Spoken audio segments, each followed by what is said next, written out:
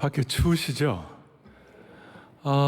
진짜 오늘 한 해 들어서 가장 체감온도 영하 20도가 넘는 이 강추위를 뚫고 오신 여러분 모두에게 머리끝부터 발끝까지 하나님께서 예배의 영광과 축복으로 가득 채워주시기를 소망합니다. 다시 한번 소망합니다. 자, 금요일이 주일 같았고 우리 3일 동안 또 어제가 주일 같았고 오늘은 진짜 주일입니다. 오늘 이날은 주의 날일세 기뻐하며 즐거워하세. 아멘. 그래서 주님이 주시는 기쁨과 감사가 넘치기를 바랍니다.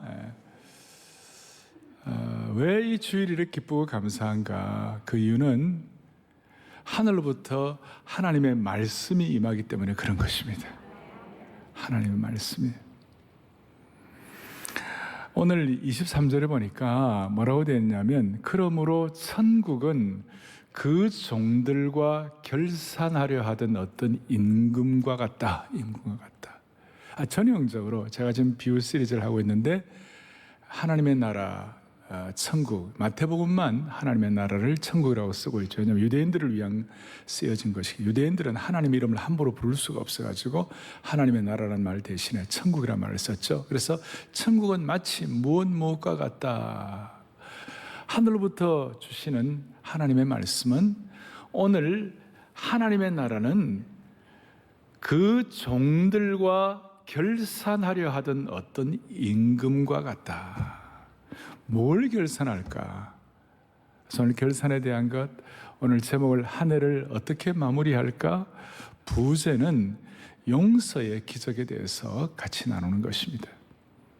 그래서 오늘 먼저 생각할 것은, 기독교는 용서의 종교입니다. 용서는, 왜냐하면 용서는 하나님께로부터 시작해서 우리에게 내려온 것입니다. 이게 어떻게 보면 3일 동안의 우리 수양의 마지막 날, 마지막 시간으로 갈 수 있는데요. 용서는 누구로부터 내려왔다고요? 하나님께로 내려왔어요. 그래서 복음의 은혜가 없으면 결코 용서가 안 되는 것입니다. 그리고 용서가 제대로 안 되면 여러분 마음이 지옥입니다. 그리고 기독교 용서는 주체가 내가 아니라 하나님이신 것입니다. 보통 우리가 용서를 얘기할 때 세상적인 사고방식은 뭐죠? 내가 용서하고 내가 어떻게 하는 것이죠. 내 사고방식과 판단 기준으로 이렇게 용서를 하고 안 하고를 결정하는 것입니다. 이 기독교 용서는 아주 독특한 것이 뭐냐면, 피해자가 자기 희생을 통해서 용서의 문을 여는 겁니다. 어떻게 보면 너무 억울한 겁니다. 피해자가 자기 희생을 통해서 용서의 문을 여는 것입니다. 예수님이 그렇게 하셨어요. 하나님의 아들 독생자로 이 땅에 내려오셔가지고 십자가에 못 박히심으로 용서하시는 하나님의 독특한 용서 방식이에요. 이 세상은 가해자에 대해서 그가 용서의 조건을 충족해야만, 예를 들어서 회개한다든지 사람이 바뀌다든지 그렇게 해야 용서의 실마리가 풀리는데, 기가 막히지만 말도 안 되지만 기독교 용서는 피해자가 자기 희생을 통해 용서하는 것입니다. 말이 안 되지만 오늘 이 말씀이 끝날 때는 여러분 반드시 이게 이해가 되셔야 합니다.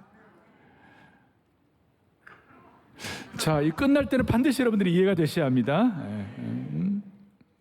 그래서 기독교 용서는 성령의 도우심이 다른 어떤 때보다도 더 많이 필요한 것이 용서입니다. 사랑할 수 없는 사람을 사랑해야 하고 용서할 수 없는 사람을 용서해야 하니까 기가 막히는 것입니다. 인간적으로는 참 힘든 거죠. 그래서 오늘 예수님의 용서에 대한 이 세판짜기가 우리에게 일어나야 되는데, 자, 오늘 본문을 보면서 정리를 하겠습니다. 21절에 이렇게 나와 있습니다. 형제가 내게 죄를 범하면 몇 번이나 용서해 주면 좋겠습니까? 7번까지 하면 됩니까? 베드로가 그 당시에 율법사들이 어떻게 가르쳤냐면 3번까지는 용서해 주라. 근데 3번 용서해 줬는데도 안 되면 4번째부터는 어떻게 돼? 4번째 죄를 지으면 그 사람을 경멸하고 용서하지 말고 증오하라고 그렇게 가르쳤습니다. 이런 상황에서 베드로는 7번 가니까 완전 숫자니까 이 대단한 용서를 내가 했다. 아니 좀 나름대로 좀 약간은 어떤 뽐내고 싶은 마음으로 그렇게 얘기한 겁니다. 그러니 주님 뭐라고 그랬어요? 쇠몽둥이 같이 벼락치는 말씀으로 7번이 아니라 7번을 70번씩 하라. 490번. 490번, 한 번, 두 번, 세 번, 490번 어떻게 세겠습니까? 누가 어떤 대상을 향해 490번을 용서할 수 있겠습니까? 한마디로 말해서 용서에 관해서는 무한대로 용서하라. 무한대로 용서하라. 왜냐하면 네가 천국의 아들들로, 네가 하나님의 아들들로, 네가 하나님 나라의 일꾼으로 나름 네 인격과 삶이 세판짜기가 일어나기를 원한다면 천국은 무한대의 용서가 있는 곳이기 때문에 천국 백성으로서의 자격을 갖추라, 그런 뜻이에요. 누가복음 7장에 예수님께서 잘 배경을 이해할 수 있는 곳인데, 예수님께서 시몬이라는 바리새인 집에 들어갔는데 거기에 죄 많은 여성이 들어와 가지고 눈물로 예수님의 발을 적신 후에 자신의 머리카락으로 예수님 발을 닦고 향유를 부은 사건을 여러분 잘 기억할 겁니다. 자, 그때 이 39절에 보면 이 바리새인인 시몬이 이 예수님은 선지자도 아니다, 자기에게 이렇게 발을 이렇게 향유를 붓고 발을 닦는 사람이 죄인인 것도 모르고 이렇게 하니까 이거는 선지자도 아닌데, 이런 식으로 막 힐난하는 마음이 그냥 하니까 예수님께서 그랬어요. 너 그런 식으로 얘기하지 마. 너는 내게 발 씻을 물도 주지 아니하였으되 이 여자는 눈물로 내 발을 씻기고 그 머리털로 닦았다. 너는 내게 입 맞추지 아니하였으되 그는 내가 들어올 때부터 내 발에 입 맞추기를 그치지 아니하였다. 너는 내 머리에 감람류도 붓지 않았는데 그는 향유를 내 발에 부었느니라. 그러면서 주님 뭐라고 말씀하시는가? 이 여인의 47절에 많은 죄가 사하여졌도다. 왜냐? 이는 그의 사랑함이 많음이라. 사함을 받은 일이 적은 자는 적게 사랑하느니라. 용서에 관해서는 많이 용서받은 자가 용서할 수 있다는 것이에요. 많이 사함받은 자가 많이 사할 수 있다는 거예요. 적게 용서받은 자 적게 용서할 수밖에 없는. 그러니까 용서와 사랑과, 내가 용서받은 수준과 사랑받은 수준이 남을 사랑하고 남을 용서하는 수준과 정비례한다. 내가 용서받는 수준이 남을 용서하는 수준과 같이 간다, 그 말이에요. 그래서 시몬과 주님을 비교해 보면 바리새인인 시몬은 정죄에 더 관심이 가 있었고 예수님은 구원에 더 큰 관심을 가지셨습니다. 21세기 코로나 팬데믹을 지나는 우리들에게도 똑같습니다. 오늘 우리는 정죄하고 용서하지 아니하고 비판하는 것에 우리의 관심을 기울이는 것이 아니라 예수님의 구원에 관심을 기울여야 할 줄로 확신합니다. 이게 은혜의 주류에 서는 거예요. 그러니까 우리식으로 말하면 용서로 어둠을 밝히고 용서의 믿음 보고를 하고 용서로 에너지를 주는 것, 이런 거에다 관심을 기울여야지. 세상은 비판과 정죄가 옛날부터 지금까지 판을 치고 있는데 우리가 관심을 기울여야 할 것은 구원이라는 것입니다. 연말을 맞이하여 사랑의 교회는 오늘 결심을 해야 합니다. 정죄보다는 구원과 용서와 사랑과 남을 세우는 믿음에다가 집중해야 할 줄로 믿습니다. 그런데 문제는 저와 여러분들은요, 남 비판하고 정죄하고 상처받는데 선수들이에요. 그렇지만 여러분과 제가 손볼 사람이 몇 명 있고 용서하지 않는 한, 우리의 영이 비판하고 용서하지 않는 한 우리의 영은 계속 무기력해지고 무능력해지고 헤매게 되는 게 돼요. 우리의 영은 비판하고 용서하지 않는 한 무기력하고 무능력하고 헤매게 되는 것이에요. 한국교회가 비판의 영에 사로잡히지 아니하고 남을 격려하고 남을 위해 기도하는 사람 되기를 바라는 것입니다. 왜? 우리 주님이 그렇게 하셨기 때문에. 우리 주님은 가늠하다가 현장에서 잡힌 여인에 대해서 주님은 그 여인의 정죄에 관심을 기울인 것이 아니라 뭐라고 그랬습니까? 나도 너를 정죄하지 아니하노니 가서 다시는 죄를 범하지 말라. 예수님은 지금 이 여인의 죄가 사소하거나 죄가 아니라는 말씀을 하는 것이 아니에요. 예수님은 이 여인에게 정죄의 형틀을 씌우지 아니하고 그 여인이 다시 살아날 길이 무엇인지를 말씀하는 거예요. 어떻게 하면 다시 살아날 것인가? 다시는 죄를 짓지 말라는 예수님의 말씀은 죄를 지은 여인이 구원받고 다시 사는 길인 줄로 믿습니다. 그래서 오늘 이 본문을 통해 우리에게 놀라운 깨달음을 다시 한번 정리하게 하시는데, 우리 23절 아까 천국은 마치 뭐라고 그랬습니까? 그 종들과 결산하려던 어떤 임금과 같은데, 24절에 보니까 무슨 결산이냐? 결산할 때 얼마 빚진 자 하나를 데려왔어요? 1만 달란트 빚진 자 하나를 데려왔어요. 여러분, 지금 우리가 1만 달란트 얘기를 많이 해요. 달란트 얘기를 할 때 이거 굉장한 큰 금액이다 이런 얘기를 하는데, 제가 좀 실감나게 말씀을 좀 드릴게요. 역사가들 조세푸스나 해놓은 것들을 제가 보면서 좀 정리를 했는데, 당시에 이 달란트는요, 한 사람이 젊은이가 짊어지고 갈 만한 제일 큰 무게 단위가 이 달란트였어요. 1만 달란트니까 엄청난 것이었어요. 그때 보니까 팔레스타인, 유대, 사마리아 그리고 갈릴리 이 전 지역의 1년 세수가 800달란트밖에 안 됐어요. 그러니까 국가 1년의 전체 세수가, 그 지역의 세수가 800달란트니까 전 국가의 12년 예산보다 큰 거예요. 엄청난 돈이에요. 역다 25장에 보니까 유다 왕 아마샤는 용병 10만 명을 고용했는데, 용병 10만 명을 고용하고 난 다음에 지불한 용병 지불 그 비가 얼마냐? 은 100달란트밖에 안 되었어요. 그러니까 용병을 1000만 명을 고용할 수 있는 용병, 그런 엄청난 액수였어요. 사랑하는 여러분, 이게 측정 불가능한 것이죠. 마치 용서가 490번 무한대 하는 것처럼 빚진 게 무한대예요. 아마 이 사람은 그 임금의 어떤 국가 관리를 하는 그 관료관이었겠는가, 종이 아니었겠는가. 그래서 거의 국가를, 거의 나라를 팔아먹을 수준이었어요. 그래서 25절에 보니까 갚을 것이 없는지라 주인이 명하여 그 몸과 아내와 자식들과 모든 소유를 다 팔아 갚아, 이렇게 얘기하니 26절에 아이고야 주인, 나는 아무것도, 나는 도저히 나를 좀 참아주십시오. 그 다음 말이 참 우리가 이해한 거예요. 갚으리이다. 갚을 수 있어요? 죽어도 못 갚아요. 근데 갚는다고 얘기를 한 거예요. 그러니까 말도 안 되지만 그 다음 27절 18쭉 보면 그 종의 주인이 불쌍히 여겨, 스플랑크니조마이, 마치 누가복음 15장에 아버지가 아들을 불쌍히 여기고 예수님이 무리를 민망히 여기는 마음과 똑같이 불쌍히 여겨가지고 그 빚을 어떻게 했습니까? 다 탕감하여 주었다. 그랬는데 이제 무슨 일이 벌어지는가? 탕감받고 이제 감사하다고 나가는데 그 동료 가운데 이 1만 달란트 빚진 자에게 100데나리온 빚진 동료가 있었어요. 여러분, 100데나리온은 한 데나리온 하루 품삯이니까 100데나리온은 한 1000만 원 정도 돼요. 그 1000만 원 정도 되는 걸 이제 딱 잡아가지고 이 돈 갚으라고. 그러니까 그 목이 칵칵 하면서 쪼이면서 아 그래 내가 갚겠다고.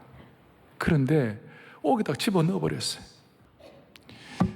왕이 그 소식을 듣고 이 배은망덕한 니은오 미음아, 30절 33절 유명한 말씀입니다. 이에 주인이 그 종을 불러다가 말하되 이 악한 니은오 미음아, 너가 빌기에 내가 내 빚을 전부 탕감하여 주었거늘 내가 너를 불쌍히 여김 같이 너도 내 동료를 불쌍히 여김이 마땅하지 아니하냐? 자, 이 내용은 우리가 신앙생활 오래 한 분들은 많이 알고 있습니다. 그런데 오늘 이것이 우리에게 접목되는 것은 다른 차원입니다. 자, 오늘 두 번째 생각할 것은 1만 달란트 빚진 자가 누구냐고요?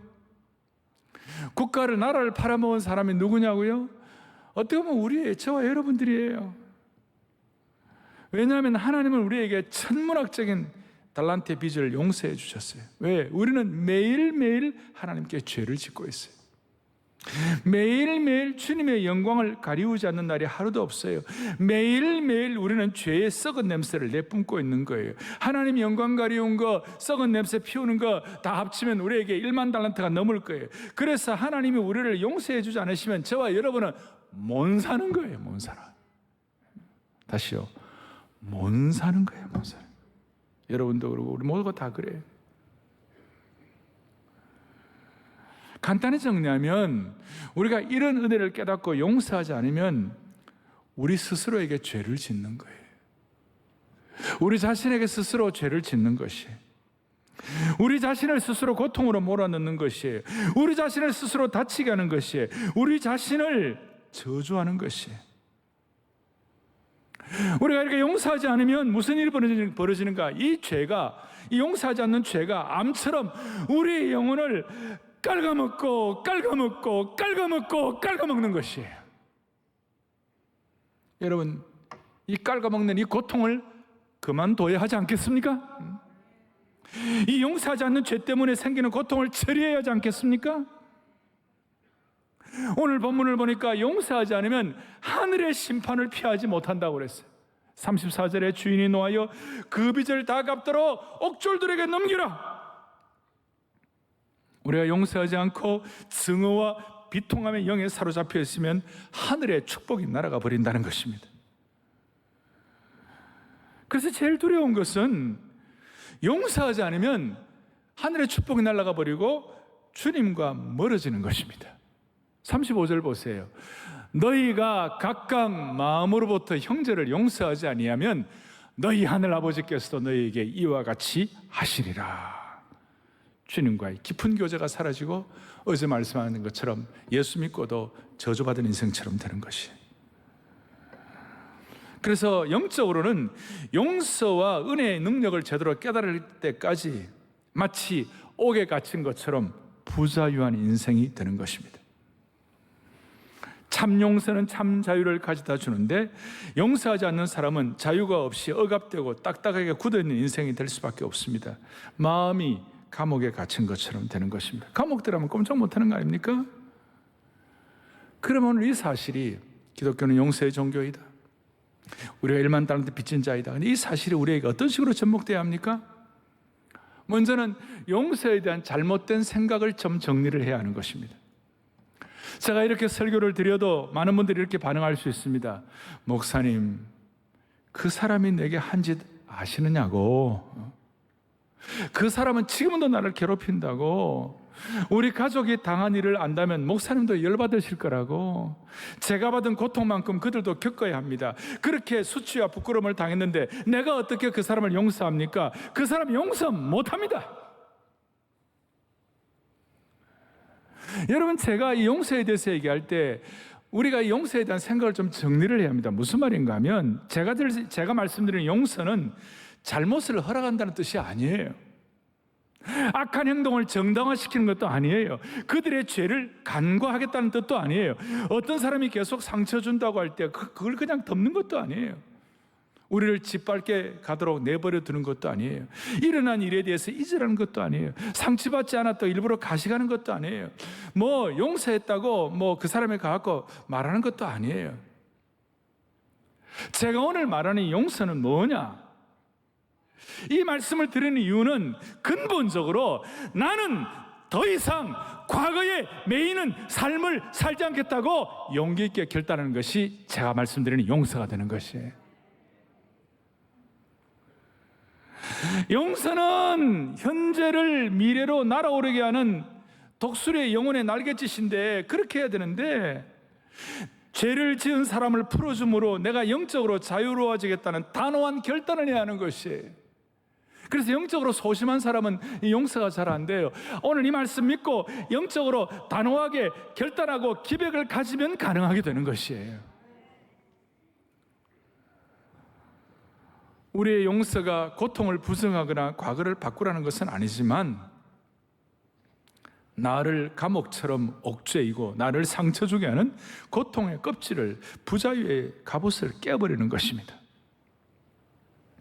그래서 오늘 이 주일날, 이 송년주일날 하늘을 결단하면서 모든 아픔과 상처와 어려움들을 용서의 강물에다가 떠내려 보내길 수 있기를 바라는 것입니다.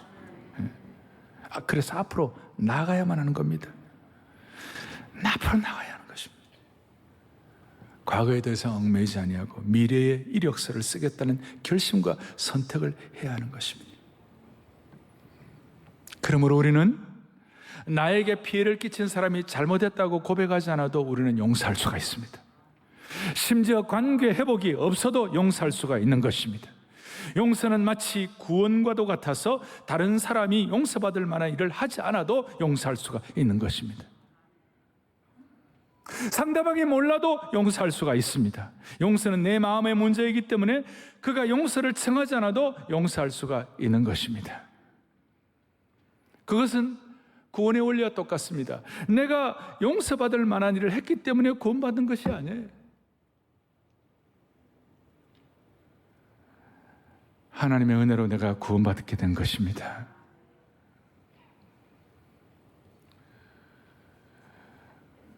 증오가 우리를 과거의 감옥에서부터 한 발자국도 나가지 못하게 한다면 용서는 우리를 더 나은 모험의 길에 나서게 하는 것입니다. 증오의 감옥에 갇히지 아니하고 용서를 통하여 미래의 믿음의 모험을 하게 하는데 이런 뜻입니다. 요셉은 형들을 용서했습니다. 자다가도 벌떡 일어날 만큼 힘든 형들의 잘못이 있었습니다. 요셉은 그 증오의 감옥에 대해서는 갇히지 아니하고 용서하니까 여러분 무슨 일이 일어난지 압니까? 자기가 총리 대신 되는 건 두 번째 일이고 자기 아버지 야곱이 일개 어떤 조그만한 가족의 족장에 지나지 않는 야곱이 당대 최대의 대제국 애굽의 황제의 머리에 손을 얹고 축복을 하게 된 것이에요. 황제의 머리에 손을 얹고 축복의 기도를 하게 된 것이에요.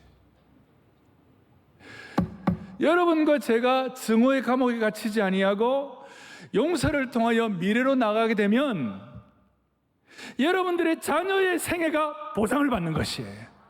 여러분들의 아버지가 축복을 받게 될 것이에요. 여러분들의 가족이 은혜를 누리게 될 것이에요. 단순한 용서의 문제가 아니에요. 내 가정과 자녀가 부모가 사느냐 죽느냐가 여기 걸려 있는 것이에요. 용서는 미래의 문을 열어서 우리가 상상할 수 없는 모험의 자리로 우리를 나가게 하는 것입니다.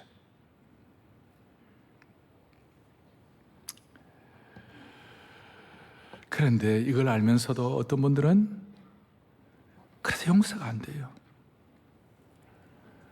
나를 이렇게 상처 주고 나를 괴롭히고 나를 어렵게 하고 지금도 그렇게 하고 있는 그를 용서할 바에야 차라리 내가 지옥의 구렁텅이에 빠지겠다. 내가 죽는다 하더라도 그 사람도 나처럼 상처받고 그 사람도 실패해보고 그 사람도 괴롭고 그 사람도 낭떠러져 떨어져보고 다시는 일어서지 못하는 것을 보고 싶다. 이런 마음이 우리 속에 또아리를 틀고 계속 우리의 마음을 끌고 나갈 수가 있는 것이에요. 어떻게 보면 용서가 그렇게 어려운 이유가 뭔지 아세요?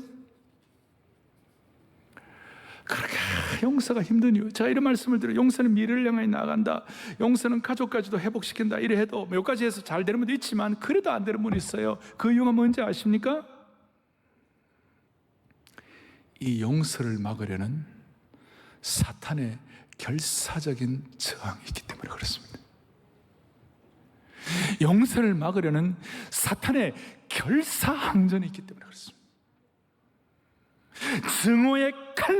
증오의 칼날 커튼 뒤에서 씩 웃고 있는 사탄의 모습을 생각하면 우리의 가슴이 섬찟해지는 것입니다. 그 사탄의 딕셔너리, 사탄의 사전에는 용서라는 단어가 없는 것입니다. 사탄은 용서의 문이 열리지 못하도록 분노와 증오의 빗장을 강력하게 채우고 결사적으로 붙잡고 있습니다. 마치 우리 은혜로운 독수리를, 그리스도인의 독수리를 철장에 가두어 가지고 나약한 닭처럼 만들고 있는 것입니다. 용서만큼 사탄의 심장을 찌르고 사탄을 주저앉히며 사탄을 철천지 원수가 되는 무기가 따로 없는 것이에요. 그래서 여러분, 여러분들의 삶 속에 이 사탄이 역사하는 것을 막아야만 하는 것이에요. 이 연말에 인생의 커튼을 열어서 용서가 안 될 때에 용서를 방해하는 사탄의 계략이나 활동이 없는지 깊이 살펴봐야 되는 것이. 그래서 기독교 용서가 피해자가 자기 희생을 통해 용서하는 것, 말도 안 되는 이것이 이제 좀 이해가 가셨습니까? 우리는 정죄가 아니라 구원의 길로 가야 되고, 그 다음에 우리는 과거를 접어놓고 미래로 나가야 하기 때문에, 그 다음 우리는 사탄의 괴계에 더 이상 놀아나면 안 되기 때문에, 사탄의 결사항전을 우리가 막아야 되기 때문에, 그래도 용서가 안 되면 이 말씀을 적용을 할 수가 없고 말씀을 듣지 않으면 무슨 일이 벌어지는지 아십니까? 34절에 그를 옥졸들에게 넘긴다고 그랬어요. 주인이 놓아여 그 빚을 다 갚도록, 다른 말로 하면 용서가 될 때까지 그 옥졸들에게 넘긴다고 그랬어요. 여기서 옥졸들은 그냥 간수 정도가 아니라 영어로 보면 고문하는 자들이에요. 고문하는, 톨추러. 고문 전문가 옥졸들이에요. 용서하지 아니하고 계속 우리가 마음이 어려우지만 여러분의 마음을 감옥에 가두고 고문할 것입니다. 고문할 때 여러분의 삶의 살점을 뜯어내고, 고문할 때 이빨을 뽑고, 심지어 눈알을 빼내고 다리를 자를 것입니다. 가슴을 가르고 심장 한 조각 한 조각씩 포를 뜰 것입니다. 용서가 없는 마음에 여러분의 내면을 갉아먹는 분노와 비통함이라는 고문을 할 것입니다. 밤새도록. 여러분의 혈압을 올리고 두통을 주고 디스크를 걸리게 하는 고문을 할 것입니다. 당한 일을 밤새 곰씹으면서 잠을 뒤척이는 고문을 할 것입니다. 밤이나 낮이고 여러분을 따라다니며 삶의 기쁨을 앗아가는 그런 고문을 할 것입니다. 자다가도 벌떡 일어나가지고 잠을 못 자게 할 것입니다. 사랑하는 형제자매 여러분, 하나님의 자녀가 왜 이런 고통을 받아야만 되는 것이에요? 우리가 하나님의 자녀라면 이런 고통을 피해야 되는 것이에요. 하나님의 자녀가 이런 고문을 받지 말기를 바랍니다. 고문을 당한다면 그 이유는 내가 용서하지 않기 때문에, 예수님 말씀대로 용서의 세판짜기를 하지 않기 때문에 그런 일이 벌어지는 것이에요. 사실은 기도할 때 주여 용서의 은혜를 달라고 용서하게 하옵소서라는 기도보다 더 중요한 것은, 그거는 십자가 은혜를 깨달을 때 따라오는 것이고, 진짜 중요한 것은 주여 저를 십자가의 은혜의 자리에 더 깊이 나아가게 하여 주십시오. 용서하게 해 주옵소서보다 더 중요한 것은 주여 저를 은혜의 자리에 다가앉게 하여 주십시오.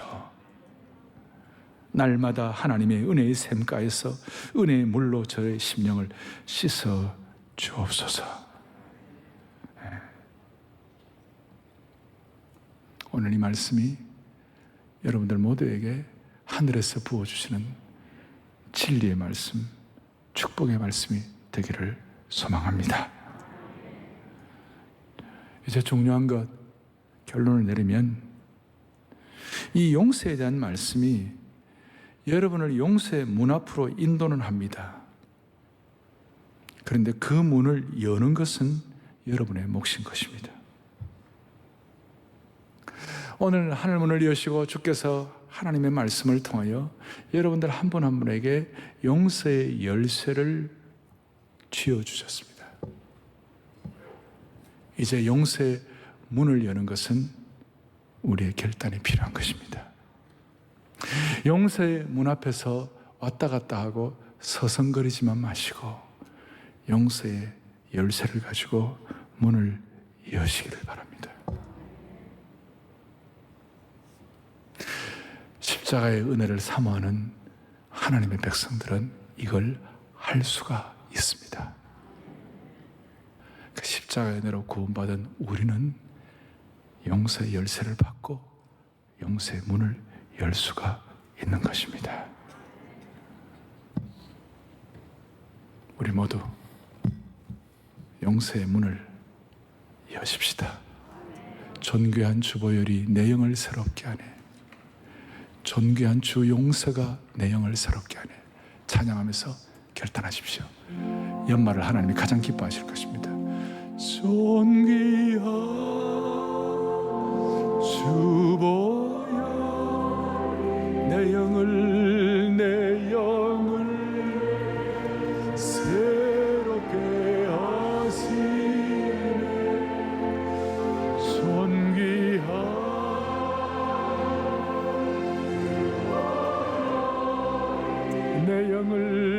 내 영을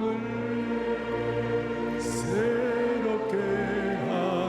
존귀한 주 용서가 존귀한